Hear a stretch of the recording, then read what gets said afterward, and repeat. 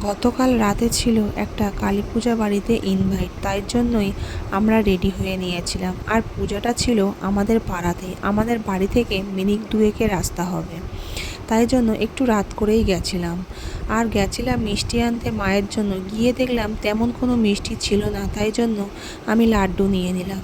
মিষ্টিটা নেওয়ার পরে আমি সোজা চলে এসেছিলাম মায়ের দর্শন করতে। মায়ের দর্শন করার পরে ওখানে দিচ্ছিল দেখলাম কফি। আমরা সবাই কফি খেয়ে নিয়েছিলাম। তারপরে কফি খাওয়ার পরে আমরা চলে এসেছিলাম নিচে, কারণ পূজাটা হচ্ছিল ওপরে আর নিচেই সবাই একসাথে বসে গল্প করছিল, তাই জন্য আমরা নিচে চলে আসলাম। দেখো গেটটা কত সুন্দর ফুল দিয়ে সাজিয়েছে, আর আমরাও সবার সাথে বসে একটু গল্প করে নিলাম সবার সাথে একসাথে। আর এই যে পুচকিটা বাজি ফাটাচ্ছে, এদের বাড়িই হচ্ছিল পূজাটা। তারপর আমরা কিছুক্ষণ বসার পর খেতে চলে গেছিলাম আর খেতেও বসে গেছিলাম।